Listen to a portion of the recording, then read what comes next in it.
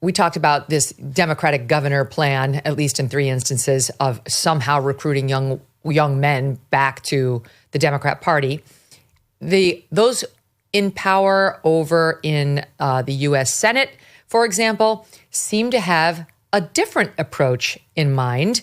And all I can guess is that this is their idea of the masculinity that they have erased from their own party. They think this is how to restore it.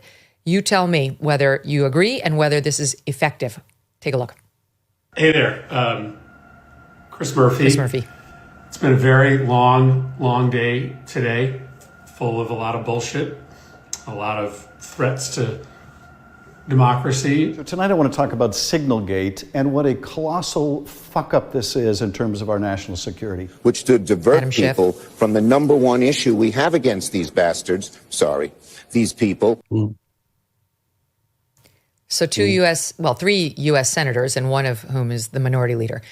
More and more, off-color words. I'm a big fan of swearing, as my audience knows. It only works if it comes organically to you. This did not seem organic at all.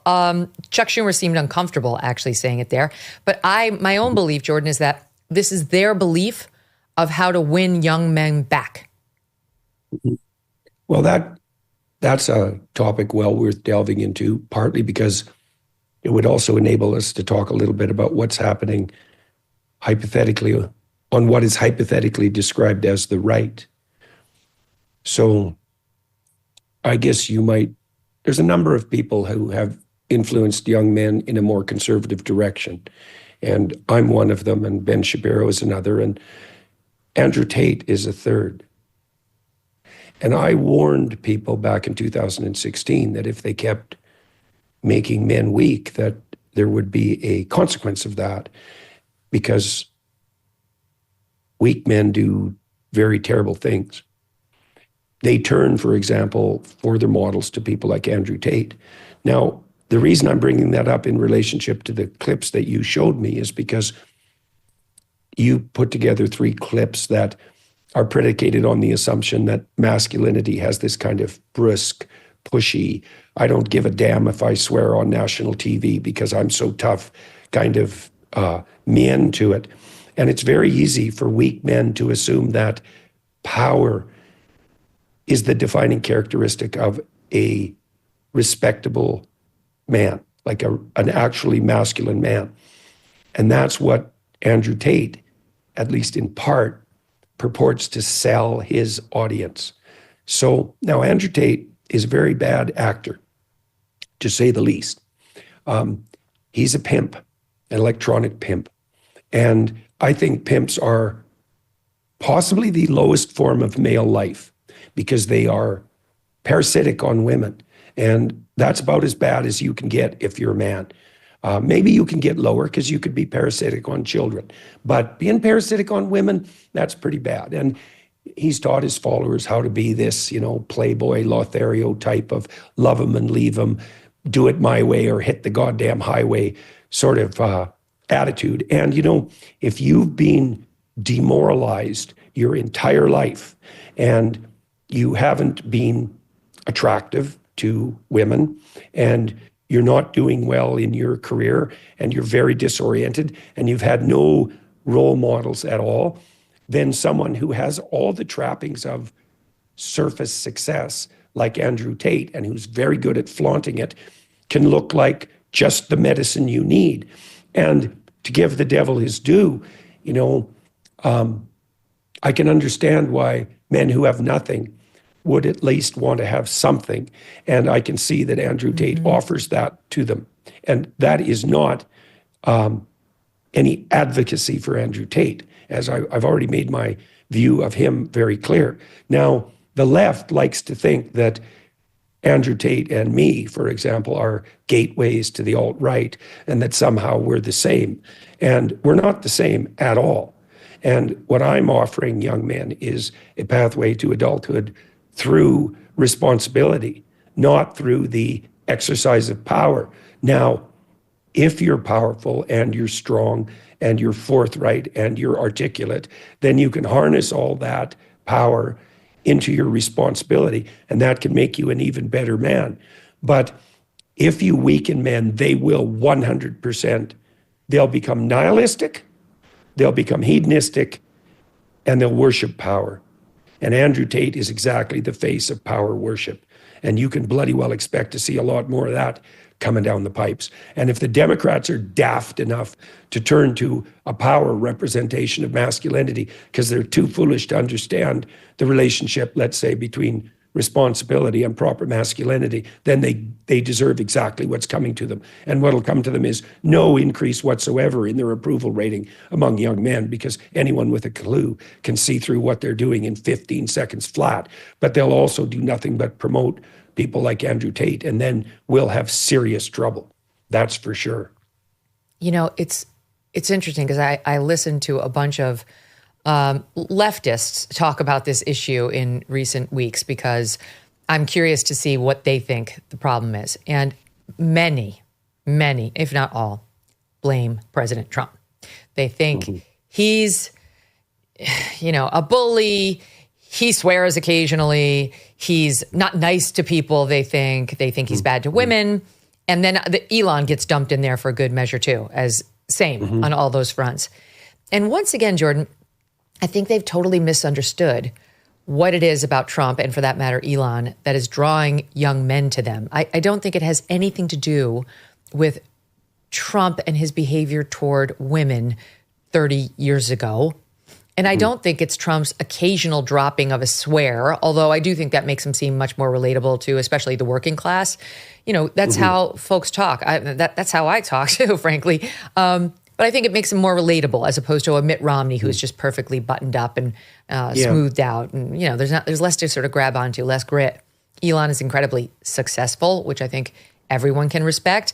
But he's not out there, I don't know, maybe he's a little pugilistic these days because he's in it and he's getting punched so often. But can you speak to that? Why do you think the left thinks that what's happening on the right with respect to some admiration for Andrew Tate, et cetera, is really the fault of Donald Trump? That's how they interpret it, that these toxically masculine guys are the product of Trumpism. Well, it's partly because the left doesn't have a vision of responsible masculinity. So it's either, soy boy or bully. That's their whole theory of masculinity. And if you shouldn't be a bully because that's the worst. And actually, that's not the worst. If you think bully is the worst, you know very little about worst. There's abysses of hell that make bully look like paradise. And the Democrats, the progressives, are very naive in their conceptualization of malevolence and evil. Like, they tend to think that bad people are victims. It's like, that's because in their world, bad people don't exist. And in my world, bad people exist, and I know what they're like. And bully is a pretty desirable form of bad person compared to the real monsters. And the Democrats just have no clue of that at all. And so they don't know what sort of man boy would admire if he was set on the right path. Because, well, for example, they think marriage is a patriarchal, oppressive institution. And so a man who's willing to offer himself as a husband and a father, well, he's just another bloody oppressor, isn't he? I mean, from that standpoint, they should love Elon, given his failure to marry and have a bunch of kids. Well, it is one of the paradoxical things about Elon, too. Like, he's a very weird conservative. So he's not a conservative, and neither is Trump, obviously. Neither is Trump. No, and also, by the way, the divide in our society is no longer between left and right. Those categories don't even make any sense anymore, as far as I'm concerned. I mean, one of the Democrats whose video you posted earlier pointed out that, increasingly the Democrats are the party of women. And that's part of what's happening is we're actually seeing a sex divide in terms of political affiliation.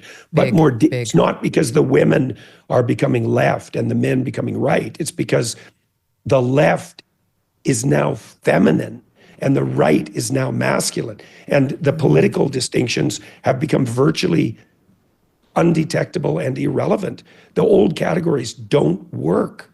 Now, it isn't only that the left has become feminine and the right has become masculine, but that's a big part of what's driving the strangeness of today's political discourse, because it's also the case that the Democrats have become pathologically feminine. And that's not the same thing as becoming feminine. No, now, the I get it. Democrats will say, well, the Republicans have become pathologically masculine. And there is a danger of that. Like Andrew Tate's the face of pathological masculinity. And you can see that to some degree in Trump, because he likes to throw his weight around. And he's actually very good at it. But fundamentally, like, first of all, you can look at his family. I mean, they're a pretty high-functioning bunch. There's no Hunter Biden in the Trump tribe, you know, right. And he seems to get along pretty well with his wife, and she seems to be a pretty classy character, and she stays in her lane. And I don't mean that in any misogynist way. I mean that she's got enough. Deal. Yeah. Well, and she's got enough humility to play her role well and to be apparently satisfied and grateful for that by all appearances. And so, you know, Trump is a blustery character, and he's definitely got that kind of throw your shoulders around masculinity that is attractive to people who confuse power with masculinity. But he's also, there's a lot more to Trump than that. I mean, he's got a vicious sense of humor. He's got a tremendous amount of energy, and he's been successful at like 5 impossible things, just like Musk. And you can throw that away, and as you would if you felt that all forms of capitalist success are just another manifestation of oppressive patriarchy. But, you know, that's a pretty idiot theory, unless you're a progressive leftist. Tariff wars, stubborn inflation. No wonder gold has been routinely hitting all-time highs, right? In volatile markets like the one we have now, don't sit on the sidelines with your head in the sand. You can take control and safeguard your savings. This is why so many Americans today are turning to Birch Gold Group. They have helped tens of thousands convert an existing IRA or 401k into an IRA in physical gold. Is it time for you to hedge against economic instability with gold? Well, to learn more about how to own physical gold in a tax-sheltered account, just text MK to 989898. Birch Gold is going to send you a free, no-obligation info kit. Again, just text MK to the number 989898. Birch Gold's got an A+ rating with the Better Business Bureau. That's big, A+. They've got countless of 5-star reviews, and they have helped, too many to count, protect their savings with gold. It took us decades to get into the tangled mess that we are now trying to unpack in DC. How long do you think it's going to take for us to really get out of it, and at what cost? Text MK to 989898 today. Thanks so much for watching. If you like what you just saw, hit the subscribe button for more clips and full episodes.